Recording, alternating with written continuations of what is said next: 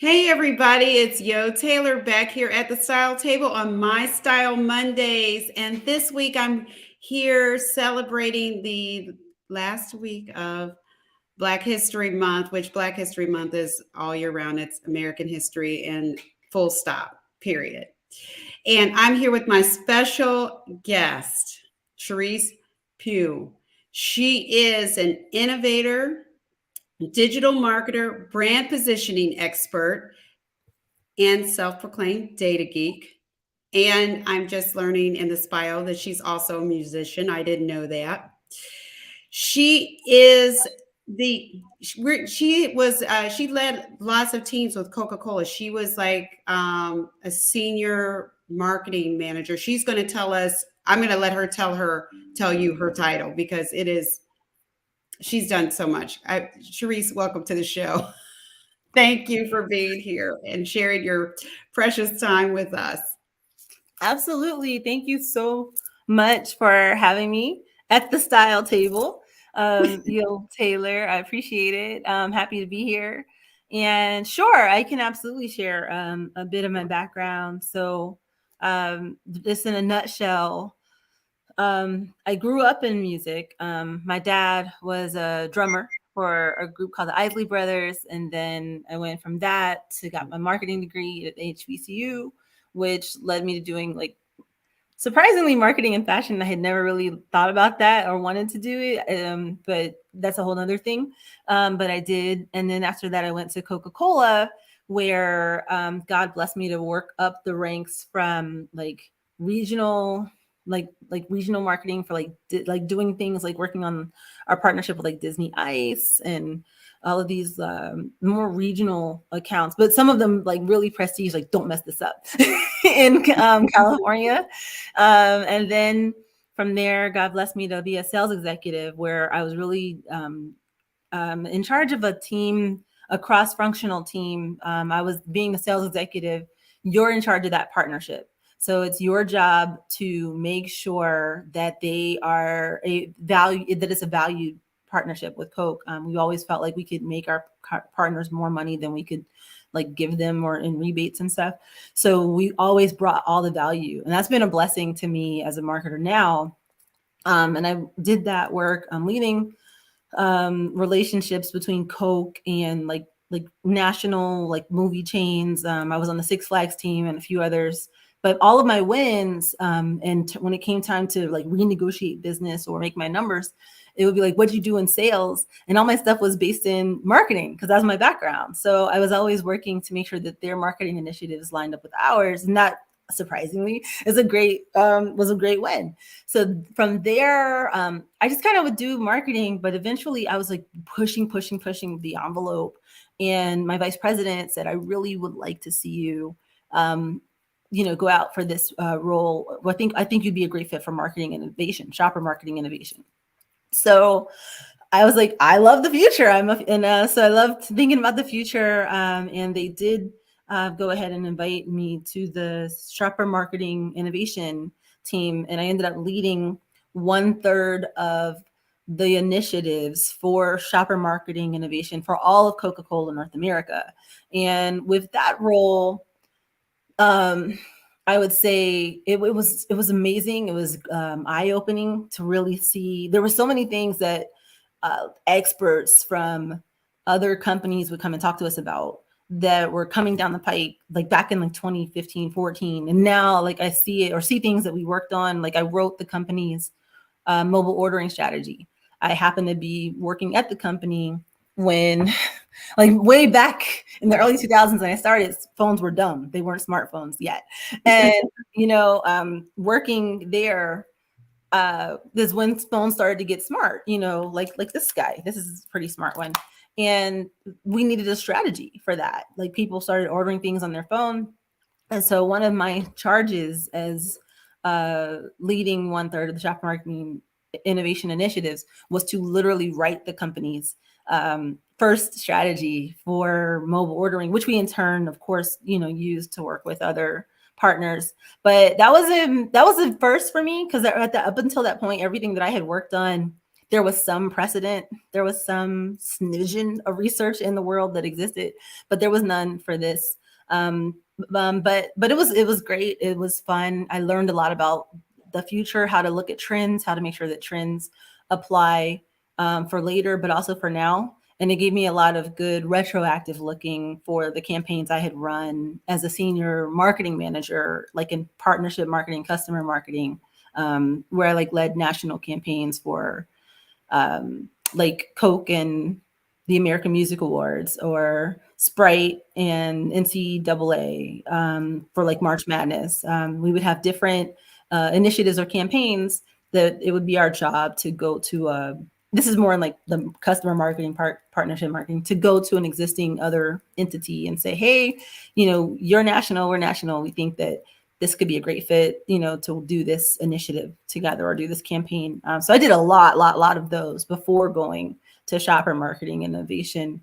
But all of that has prepared me to be able to say, oh my gosh, there's a lot of amazing things coming down the pike for the world. And even after I left Coke, I've continued to maintain relationships with some of the futurist companies that I used to work with. And it's really positioned me now and doing my own learning and getting, data from them that they give to me and my company outside of Coke to say, wow, hey, creators, hey, entrepreneurs, hey, musicians, the industry that I literally grew up in, to go back and say, hey, there's a lot coming down the pipe, and to really try to help entrepreneurs, creators, musicians really get prepared for like kind of how the world is changing. So that was a long answer. I'm sorry for making it such Oh, no. I think that's great, because people need to hear your background to know. I mean, because I call you the quiet powerhouse. You're sweet. Thank you. I mean, because you just quietly working and building and building and building and supporting and helping others. One of our guests just mentioned she loved hearing the details. You have worked on campaigns, everything from Snoop Dogg jeans to Rockaware to the Essence Festival to NASCAR. And the list goes on and on. You've won numerous awards. You were a part of the Rock the Vote. You've done so much, and you're also, which is exciting, is that you work with one of this household's favorite musician, and that's Anthony Hamilton. You've worked with numerous other musicians and prominent musicians and celebrities. And so having you here, because a lot of the women and the people who watch this, these are entrepreneurs. And when you are a futurist and when you're dealing with marketing, to know what the future is. So when you're a new business, or whether you're a business that is established, you want to know that your marketing decisions are moving in the way of a signal, because there's a difference between a signal and a trend. So you help them figure out, okay, listen, this is the signal. This is where you should be going, and not just jumping on the latest TikTok trend or whatever is coming down the pike. So that's why it's so important to have you on, and you're sharing your gift. Tell us, you have musicleaders.com. Mm-hmm. You have a music marketing media magazine.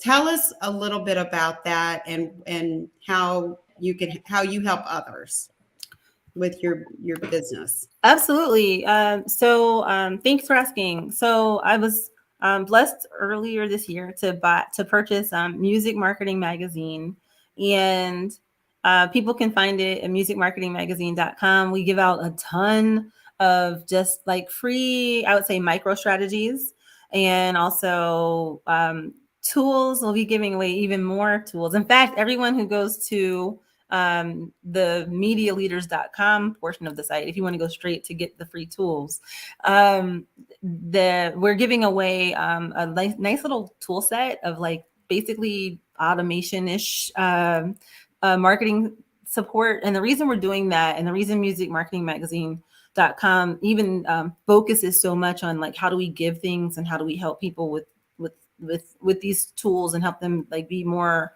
independent, how do we make their marketing a lot easier, is because, as I said, I did grow up with, in fact, there's a picture that I can share to really help drive home the point of me growing up in music. I'm going to grab it, but with growing up with my dad being a drummer, like with the Isley Brothers. In fact, he did that more as I got older. But his sister was also in P Funk. His sister Kim was one of the early near original members of P Funk. And so growing up backstage, I all my life, even until now, even in working with the American Music Awards for Coke, in doing campaigns like that, or campaigns where we're working on like March Madness, where anything where you have a pass or you have credentials, 9 times out of 10, there's going to be someone that you encounter along the way who is actually amazing, actually smart, actually talented, and really deserves to have what they're doing shown to the world. However, 9 times out of 10, the person comes up to you and they're asking questions around, hey, can you introduce me to like Anthony Hamilton, who is an amazing person, who is kind and nice and will take the time, if he can, to talk to people. But the truth is that Anthony writes a lot of his own music, and a lot of artists, not all, but a lot of them do. A lot of them, once they are Grammy winners, have been working with the same team, for years, who helped them get to where they are. And then the same thing in corporate America. A lot of folks would come up and say, oh, you're on the team for the Essence Fest. Well, I'm really interested in Essence Fest. Do you think that I could, be on the Coca-Cola stage, or is there anything you can do to hook me up that you can get my music in a Coke commercial? So my point is that most of the time when somebody comes up to you like backstage or in the hallway and they see that you've got this, laminate, you've got all these credentials, and it's like they think you can help them, your hands are a little tied unless you are literally the person who's going to make the decision on the next album. And even if you find the artist, it's like a lot, like they're busy, they have a lot going on. And then with the Essence Fest, I won't go. I think I could get into proprietary secret territory. I don't want to do that. But long story short, there was a lot that, well, everybody knows that Coke uses agencies, so there was a lot that we would outsource. And I used to tell people all the time, I would tell you, for any major company, if you're really trying to get your music into their commercials, or if you're trying to get your art into their hands, I would recommend that you find out who's their ad agency, who is their agency of record, their AOR. If you're trying to get your style and your fashion into their next commercial shoot because you think your style of fashion matches their brand, I would encourage you to try to find out who is their agency of record and see if you can become one of their go-to sources for that. And so there's just been a lot of times that I've met people that I thought we're trying to do something uplifting, trying to do something good, trying to bring some light and joy to this planet. And they're like, and I'm a nice person, I want to help. And I'm like, I can't, like you can put it in my hand, and I promise you, I will put it in the, right person's hands.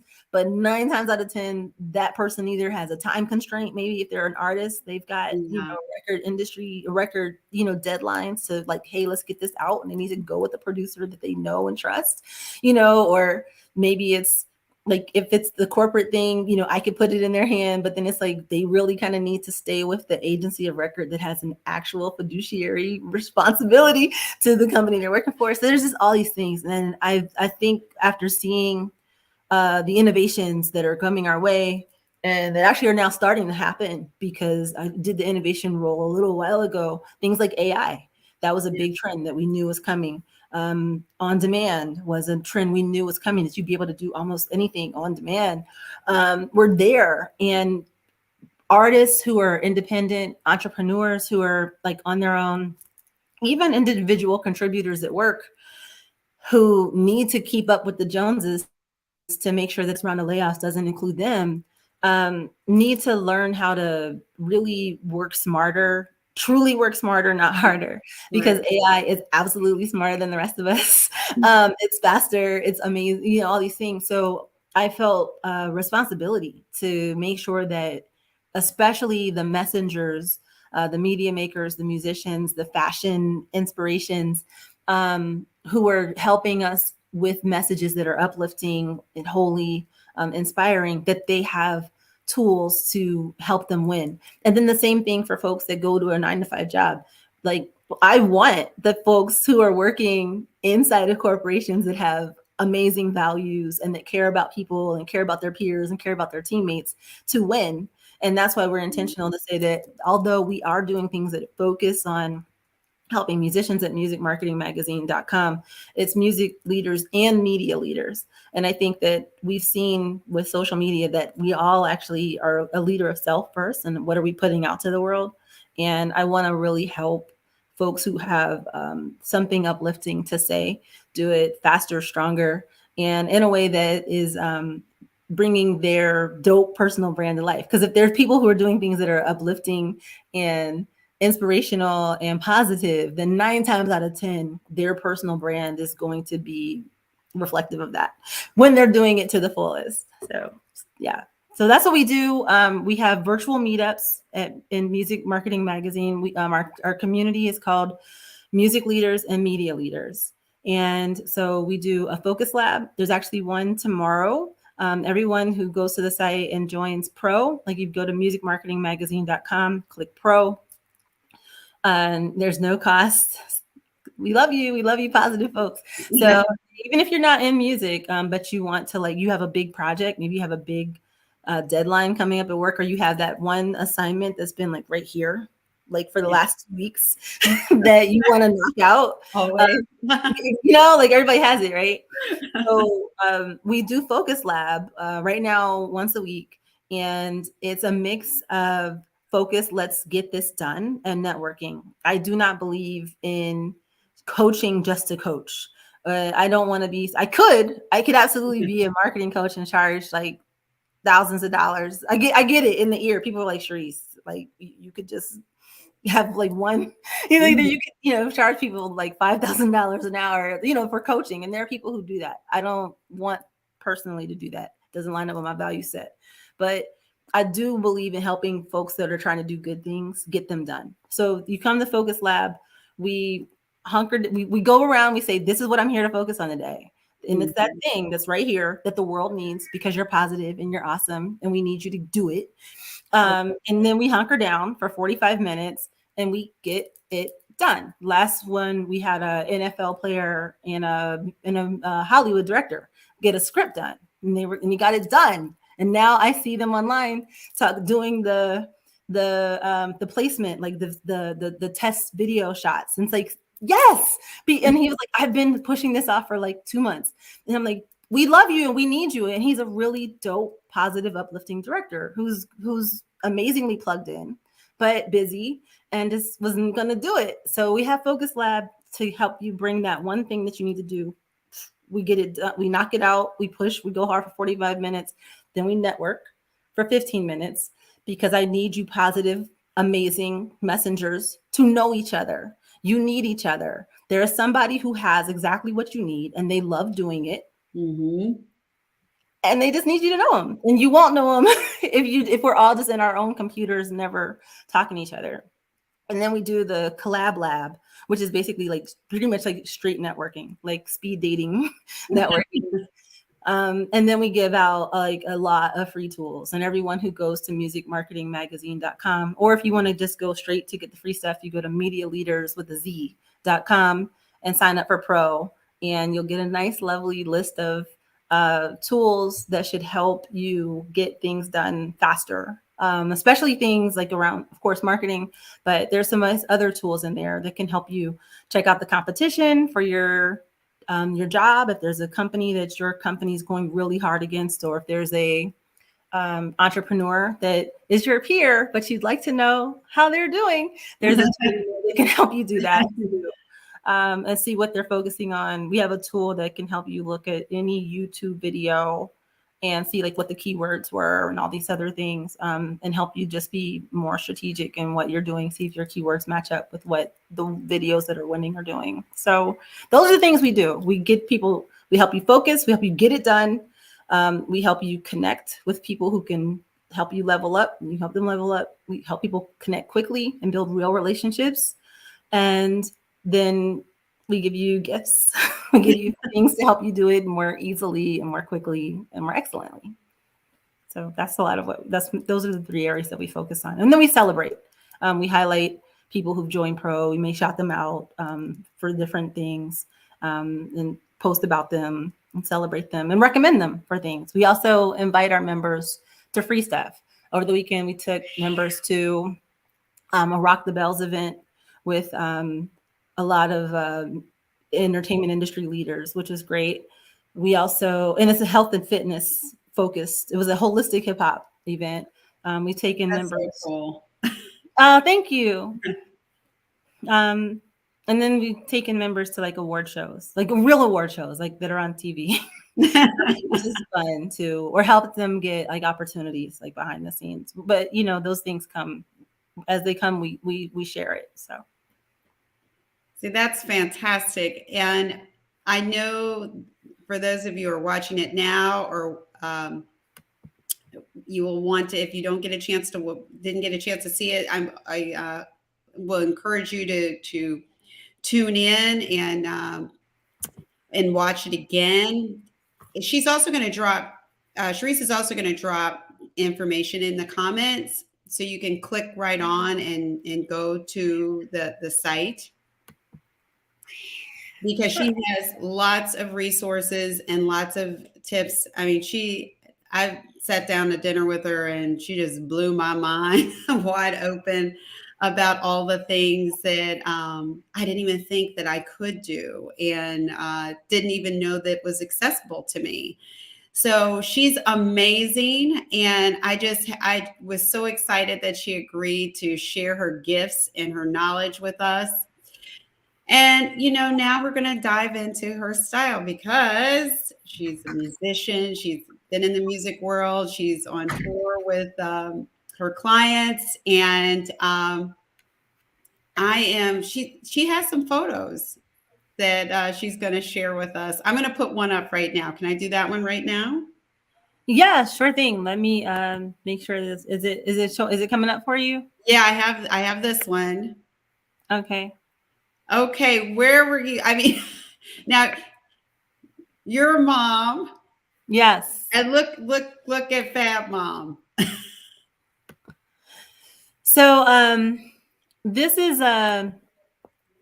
from we were just kind of hanging out at soundcheck, basically rehearsal one day, and we were just kind of waiting for things to get finished, and our videographer for the tour, he came. I was sitting on stage, just kind of like without my legs crossed. I was just kind of sitting and waiting, and he said, hey, or he was like, I'm going to take a quick picture. I like the lighting. And I was like, oh, thanks. I was like, well, then let me pose. And you see my personality. I'm like really kind of like smiley all the time. So when I did that, like he like lost it. He was like, yes, Sharice, you did it. And he was so happy. And so we were just playing around, taking some pictures. But I love this for a style and brand conversation, because this is really in line with how I show up as far as my wardrobe on tour. Mm-hmm. And I would say that it's very, very just kind of happenstance. We just happened to be hanging out backstage. I was just sitting on the side of a tour. But I wanted to share this to say, like, so a big part, we didn't talk about like the history of media, as far as the other side of why I bought Music Marketing Magazine. But in short, we have seen in 2020 this whole racial reckoning, as people have said. And with every revolution that I could find before it, there was an amazing media arts renaissance revolution that went along with it as the soundtrack and the visualization of it, all the way back even to before there was electricity. Like if you think about the Underground Railroad movement and the way Negro spirituals were used, you can see it in some art of like the Renaissance period. Some of those were actually pieces of resistance. Like that's kind of where we got the piece de resistance as the actual uh, thing to say, because there was art that was art activism and representative, and then all the way, fast forward through abolitionism, there, was the North Star and all of these media periodicals that accompanied it as a revolution. Even Uncle Tom's Cabin, when people actually go read it, is actually a piece that was used. It doesn't read, it didn't age well, but at the Right, right. time, it was helpful for helping Northern people feel like guilty, or just even admit, wow, human beings are being treated this way. We should probably have some support for abolition. I know that's a very simplified view of it. Some people get real touchy about that book, but it was part of the revolution. And or I shouldn't even say revolution, because there's a lot of reasons political that slavery ended, but the point is that was a piece of media that was connected to it. And then you go on into pre-Jim Crow, W.B. Du Bois and Booker T. Washington and their media, and then you go to the Civil Rights Movement and songs by like the Isley Brothers and Marvin Gaye and all of these others. And so you get to the Blaxploitation movement, and the media of our community started to really change, and our heroes that we were being presented with changed significantly, like really like inside out. And so when I show up on, and so then fast forward to now with this revolution or this racial reckoning, I, as someone who studies history and media history and has a huge appreciation for how messaging, as a marketer, like marketing, messaging are hand in hand. I'm like, where is that revolution? And I'm seeing and meeting people who have a voice, who have messages that the world needs to hear, that are unifying, that are loving, that are healing, that are what we need to hear, but it's missing. And so I say all of that to say that's also part of where Music Leaders and musicmarketingmagazine.com came from, to make sure that we all go forward in more love and more and true freedom and true respect for all men. But I think that we need the messengers with it. And so when I show up on tour, I have sometimes pieces that I wear that are like, hey, like this shirt is a shirt that is by Sharice Jones. Her company is called no. This is Izzy and Liv, a female Black-owned company, and the shirt, it says unapologetic. I generally wear my hair often natural. I am a marketer, but I also am a drummer. I tend to come with more of a funky style. There are some people, I'm on tour usually as part of the management team. There are some people who show up in management team with suits. People who show up management team with jogging suits. I tend to show up with a blend of like funky. I'm a proud Black woman, but I'll also usually have on, like, this is a bracelet that says, "Fear not, for I am with you." I'll usually have on some faith-based gear. And the flow is usually like to also remind myself to flow, like, because it can get tense. Backstage tour is a moving thing. I could like need to have a marketing piece up on a screen and it's just not there. And you know what? We're going to flow. We don't flex. We don't have to be a boss chick. We can flow. There's a creation, there's an innovation, there's a creative path that's going to work, and it'll be good. But I also wear my boots, one, because I like how they look, but because I am so nice and smiley, I need to remind myself, hey, you got, this artist is trusting you with their career. You got big shoes that you're walking in, and God trusted you with the position. So let's walk hard. Let's do this out here. So you'll see that a bit. But And this also, when you say it's a boss chick, to me, this is boss, what you're wearing, because I think a part of being a boss and looking like a boss chick is that when you're a boss chick, in my view, in your style, you're showing and representing who you are. And a part of being a boss is showing, like, this is who I am. This is who I am, and this is what I'm repping. This is who I am, and that to me is boss. That's confidence. It's yeah. it represents, it aligns with who you are inside and out, and that to me is boss. Well, I appreciate that, and I can receive that. I can.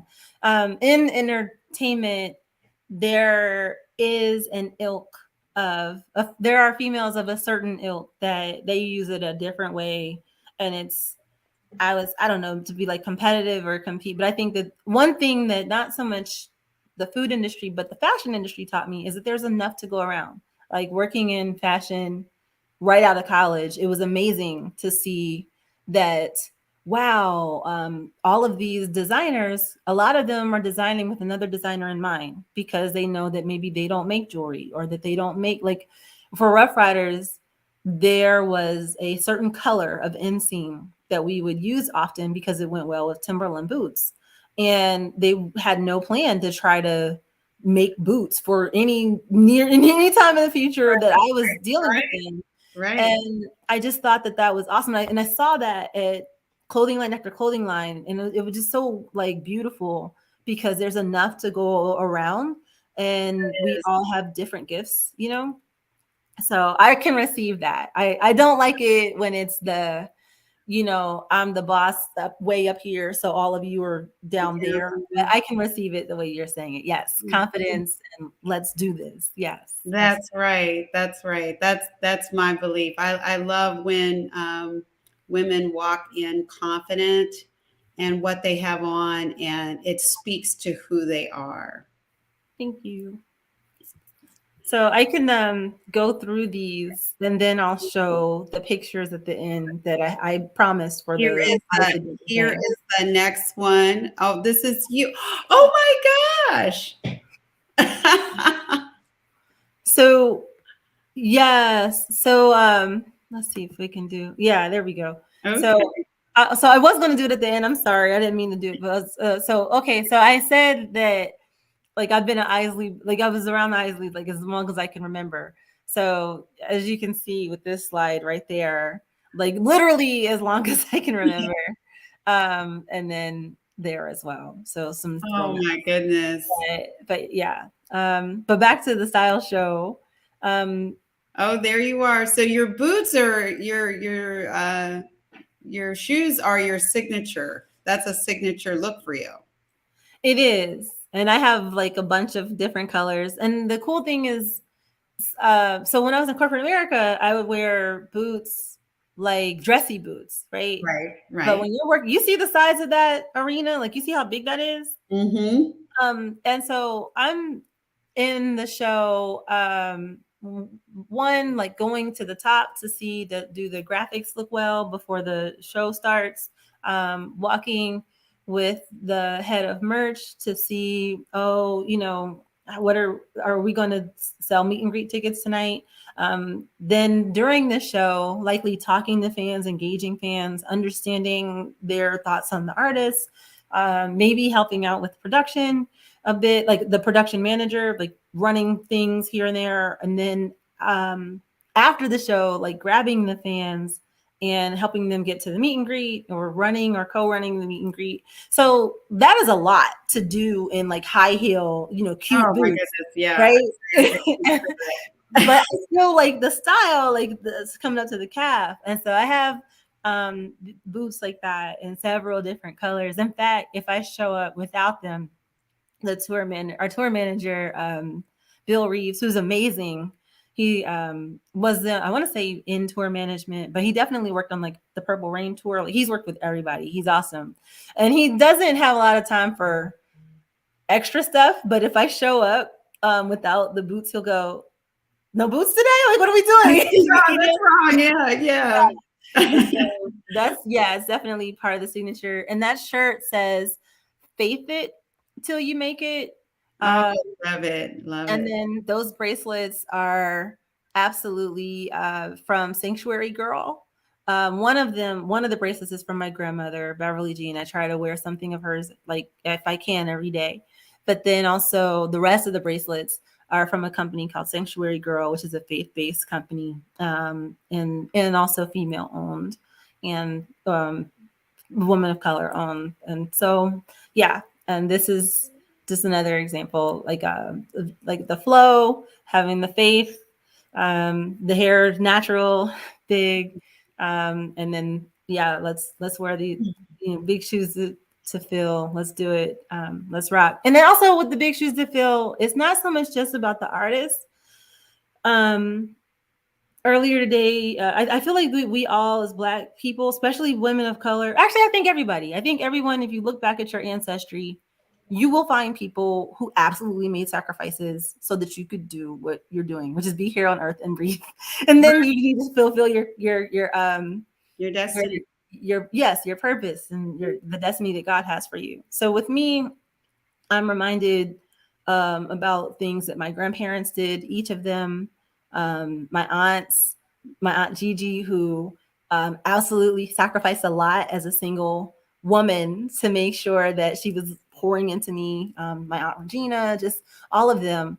But then also, beforehand, in learning my family's history, learning how many first Blacks are in our lineage, and learning about like my great great great grandfather, who was a freed slave and became the first Black dentist in Ohio, and then one of the first Black property owners in Lachlan, and just really the sacrifice and the focus, and then realizing that the house he built in Lachlan is one that our family lived in even until I was a little girl and got the chance to sleep in it. It's just like people sacrificed, Right.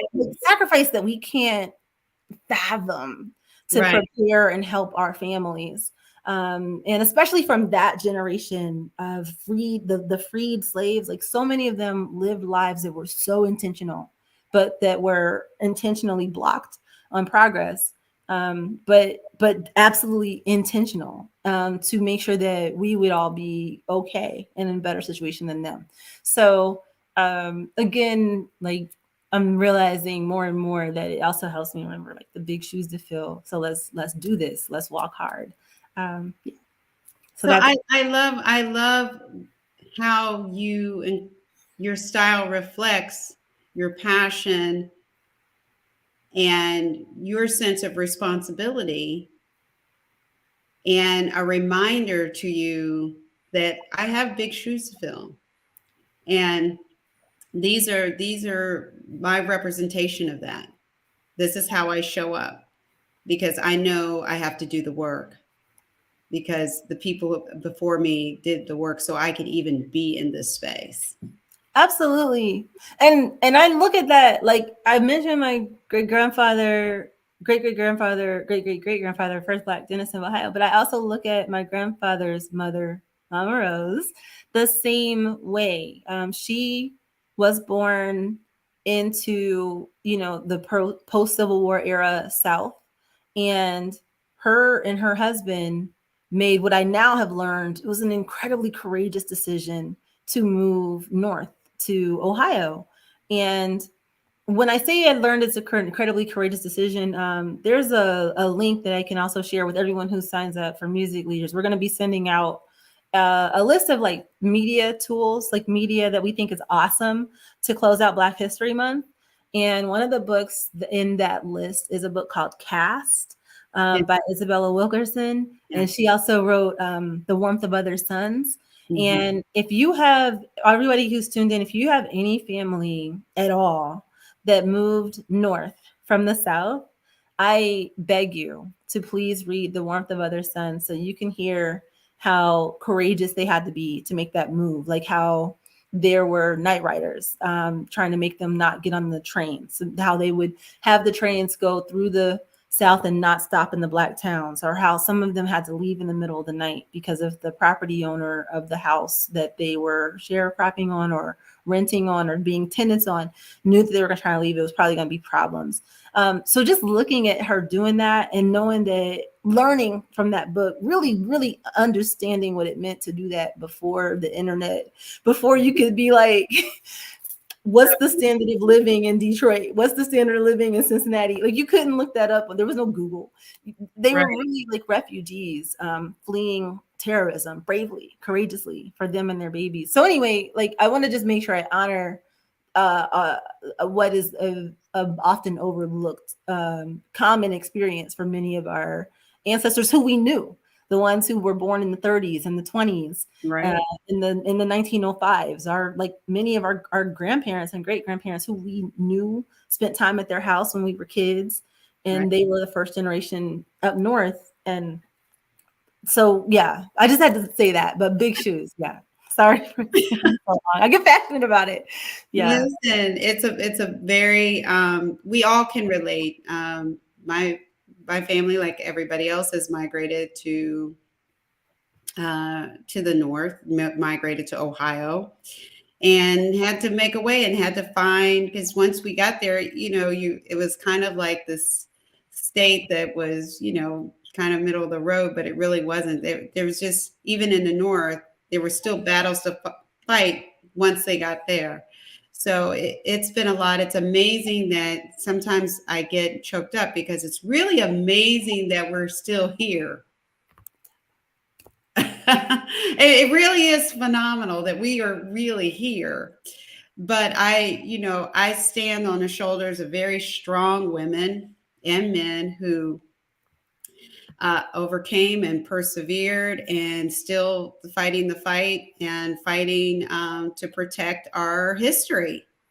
And now it's our turn and our kids' turn, because I'm a grandma. Well, grandma. Glam. I love it. Glamma. I love that.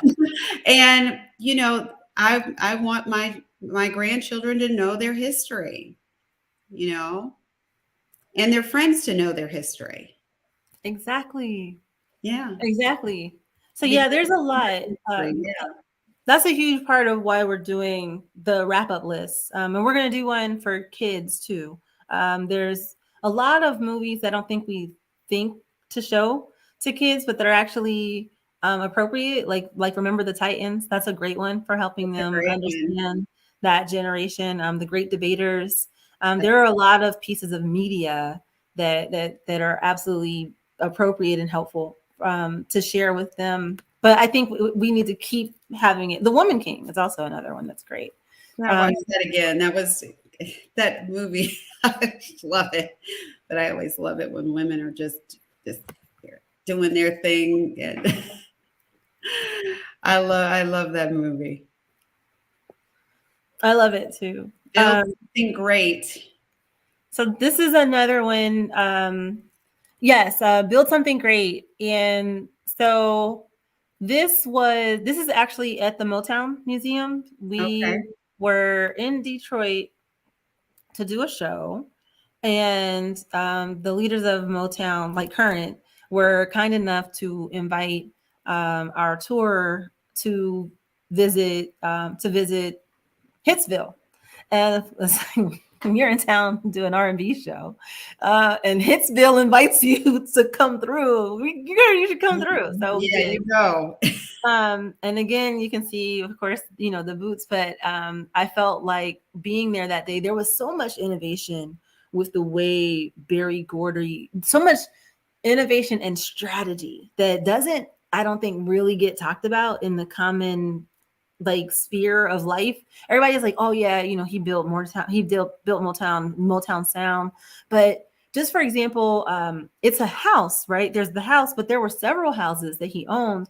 And I never knew that one of the reasons he did that was because there was some issue that seemed, I could be wrong, but I think there was some racially charged barrier to him owning like commercial property.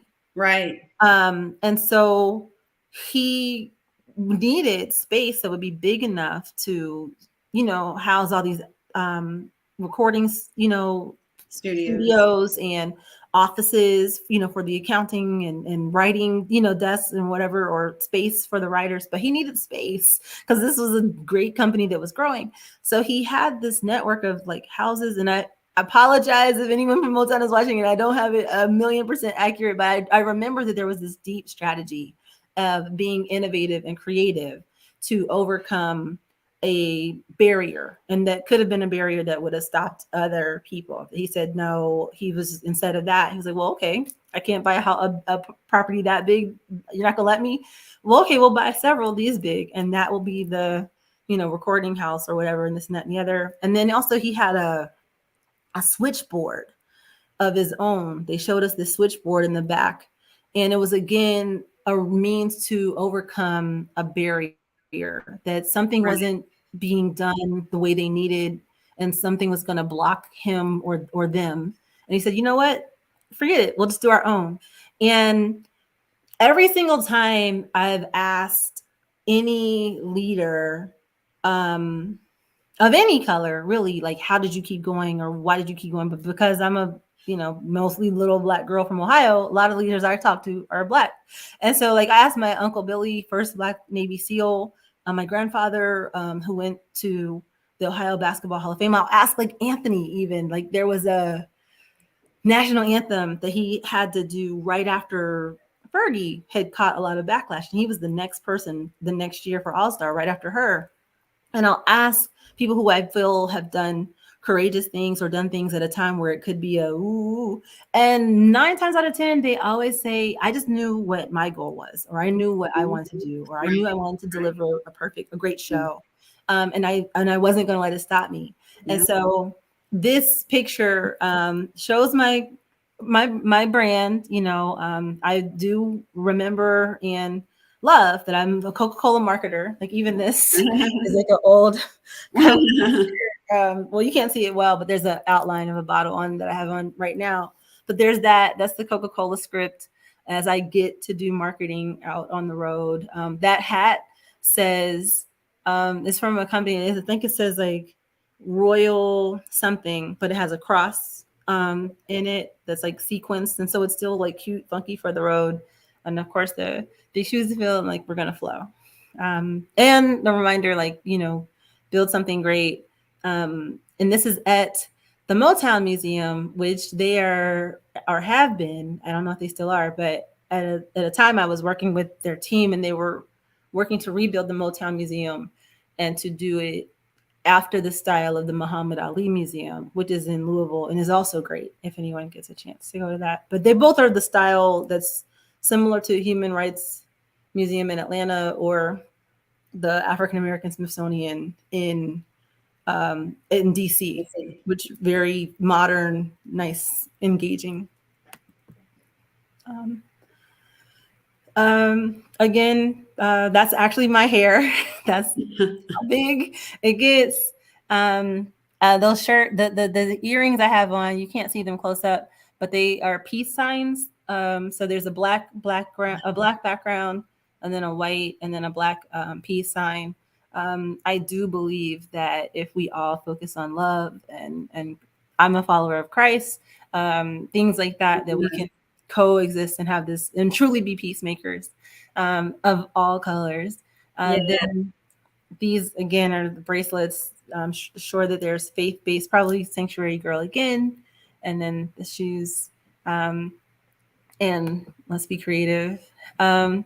This one, I am positive that I have on some black long sneakers in this picture. Yeah. That's me and Anthony. But I shared this one.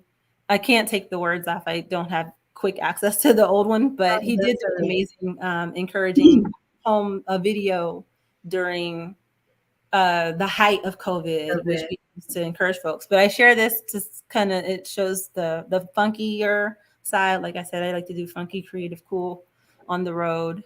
Um, and then also again the faith, always.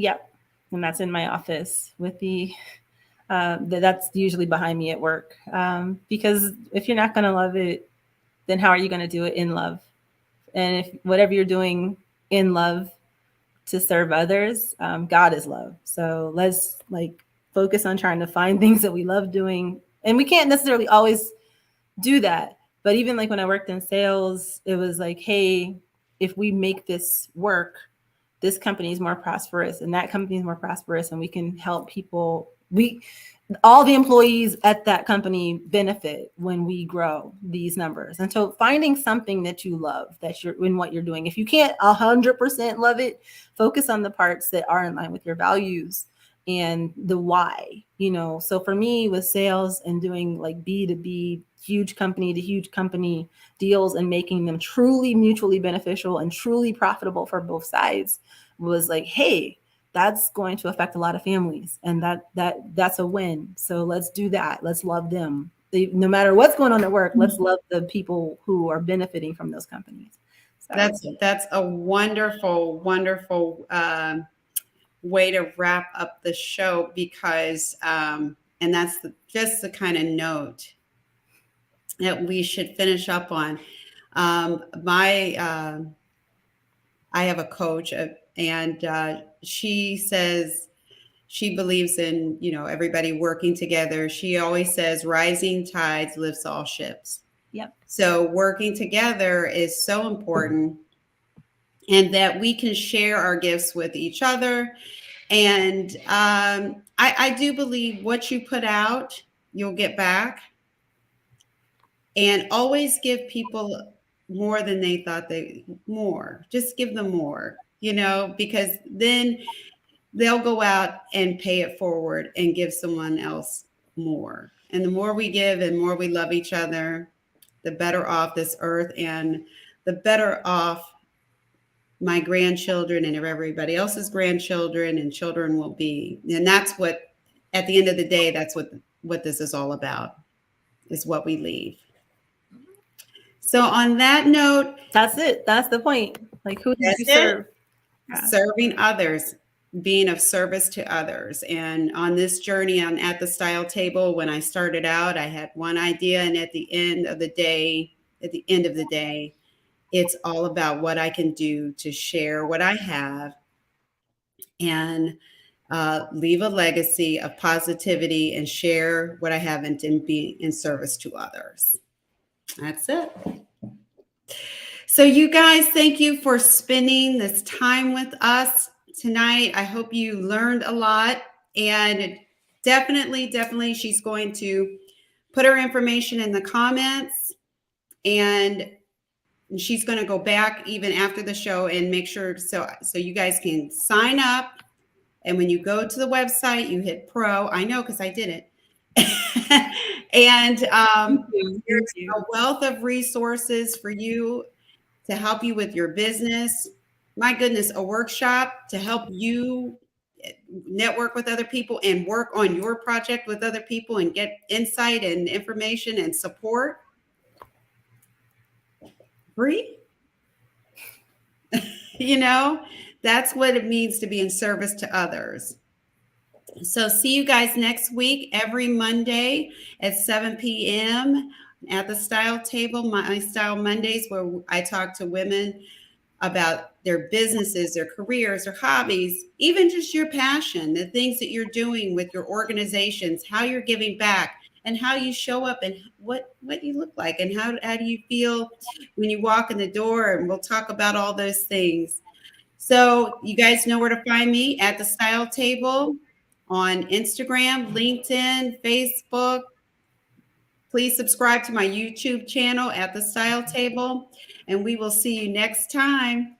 Bye, everybody. Thank you for having me, Yolanda. Thank you.